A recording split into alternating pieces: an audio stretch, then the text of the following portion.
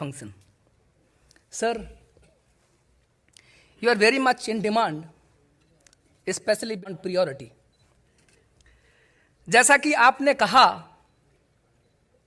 और देश के लिए संदेश दिया है कि हम अपने कार्यों से देश के लोगों की सेवा करेंगे, ना कि शब्दों से। सर, हमें उम्मीद ही नहीं, पूरा भरोसा है कि it will be a new era for the supreme court of India. जय हिंद, जय भारत, वंदे मातरम। मैं रविंद्र फौजी। जैसा कि अभी आपने ये छोटी सी क्लिप देखी, ये हमारे जो वकील हैं रोहित पांडे जी, वो बीच बीच में मेरे को अपडेट देते रहते हैं।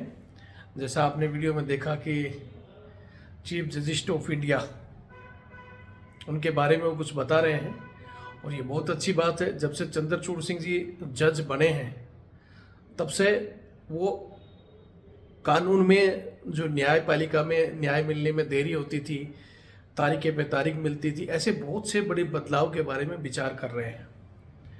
न्यायपालिका में आगे आने वाले समय में बहुत बड़े बदलाव होने वाले हैं। मैं आपको आगे इनका वीडियो दिखाऊंगा और मैं चाहता हूं वीडियो देखें। और एक उम्मीद, जो हमारा कल हाई कोर्ट में केस आर्मी एग्जाम का, एयरफोर्स ज्वाइनिंग का, या जो भी पुरानी भर्तियों का केस है जिसकी कल तारीख है, उसके सिलसिले में मैं इतना ही कहना चाहता हूं कि न्याय मिलने की उम्मीद हमारी बहुत बढ़ चुकी है जब से चंद्रचूड़ सिंह जी सुप्रीम कोर्ट के जज बने हैं। हालांकि वो सुप्रीम कोर्ट में हैं, लेकिन जब खूंटा मजबूत हो तो बोलते हैं ना, जब सुप्रीम कोर्ट में अगर अच्छे जज बैठे हैं तो हाई कोर्ट और सबकी पावर बढ़ जाती है। और वैसे भी ये नए नए आदेश जारी कर रहे हैं जिसके तहत हाई कोर्ट के जज हो या सेशन कोर्ट के जज हो, सबको ज़्यादा से ज़्यादा अधिकार, और जो तारीख पे तारीख मिलती हैं या जो फैसले लंबित होते हैं उसके बारे में कुछ स्पेशल करने की कोशिश कर रहे हैं। ये सब लोग लगे हैं, बशर्ते मैंने पहले भी कहा था कि न्याय की उम्मीद बढ़ती जा रही है, लेकिन आप और हम क्या कर रहे हैं। मैंने 2 दिन कहा था कि 2 दिन ट्विटर पर, फेसबुक पर, व्हाट्सएप पर, जहाँ भी आपसे जैसे भी हो सकती है, कम से कम आवाज़ उठाओ, चुप ना रहो। दोस्तों, याद रखना, बोलते हैं ना कि जब बच्चा रोता है तब माँ उसको दूध पिलाती है। न्याय करने वाला न्याय करने के लिए तैयार है, लेकिन आपको भी आवाज़ उठानी होगी। मैं लगातार 2 दिन से लगा हुआ हूँ। शायद आज के दिन में जो मैं मेरी स्थिति बताऊँ, मेरे से ज़्यादा बिजी नहीं हो गया। आपको याद होगा जब मैंने ये केस डाला था, उस समय भी मेरी खुद की सासू जी के SMS जयपुर हॉस्पिटल में कैंसर का गांठ के कारण उनका ऑपरेशन हुआ था।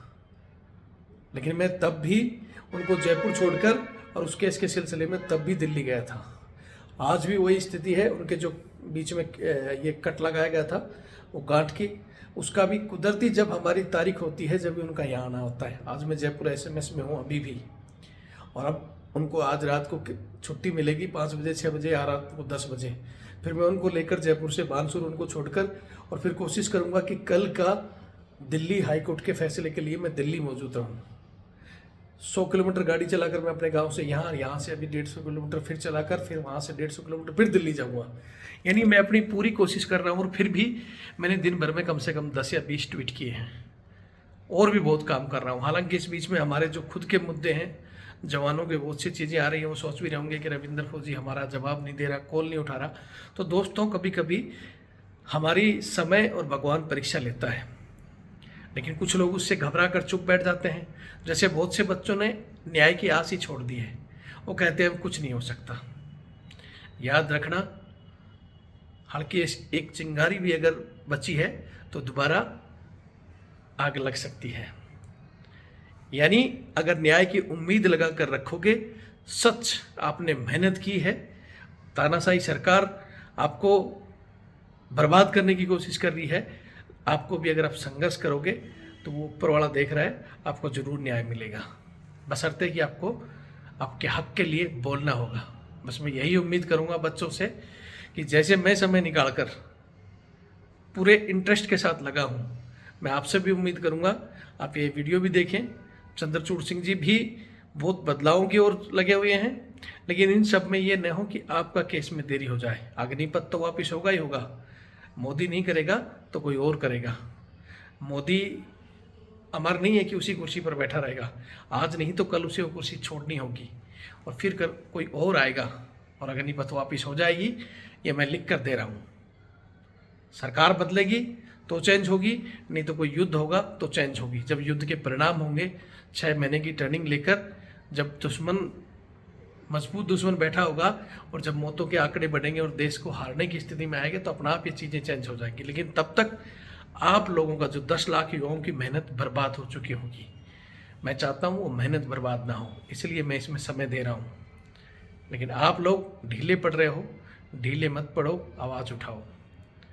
हर आदमी ये सोचता है कि मेरे एक ट्वीट से या मेरे बोलने से क्या होता है। पता नहीं कितनी ही चोट लगती है और किस आदमी की आखिरी चोट काम कर जाए। करते रहो प्रयास, सफलता जरूर मिलेगी। मैं आपको वादा दिलाता हूँ। हाई कोर्ट में नहीं तो सुप्रीम कोर्ट में जाएंगे, सुप्रीम कोर्ट में नहीं तो दूसरे तरीके में, लेकिन हम चाहते हैं कि जल्दी न्याय हो। अगर आप भी चाहते हो तो इन चीज़ों को कुछ नहीं कर सकते तो शेयर करो, ट्वीट करना सीखो। और जो भाई ट्वीट कर रहे हैं उनसे भी कहना चाहता हूँ कि आप कहते हो कि हमारा ट्रेंडिंग में क्यों नहीं आता।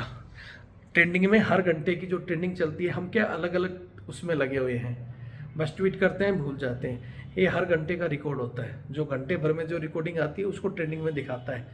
कुछ तो हम वहाँ कम हैं, कुछ ये बोलते हैं ना, तानाशाही सरकार आपके ट्वीट को भी हटा रही है, ये भी हमें पता है। लेकिन वो हटाने दो, फिर भी अगर हम लाखों की संख्या में लगेंगे तो हटाने वाले कम पड़ जाएंगे। कुछ तो हम कम हैं, कुछ वो हटाने में लगे हुए हैं, लेकिन हम रुकेंगे नहीं, थकेंगे नहीं और जीत जरूर हमारी होगी। उसके बाद अब मैं रास्ते में जाऊंगा तो आगे का वीडियो कितने बजे घर पहुंचता हूं मैं आपको दिखा दूंगा।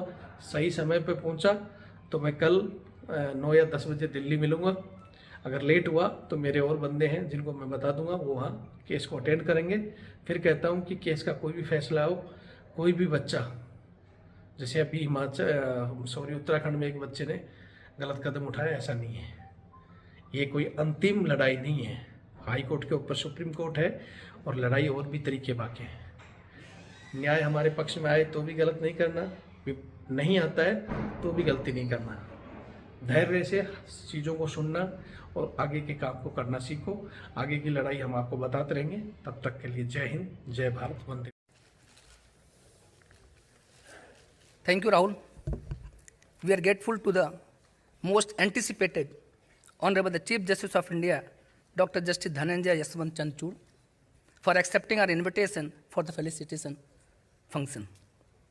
Sir, you are very much in demand, especially between young lawyers.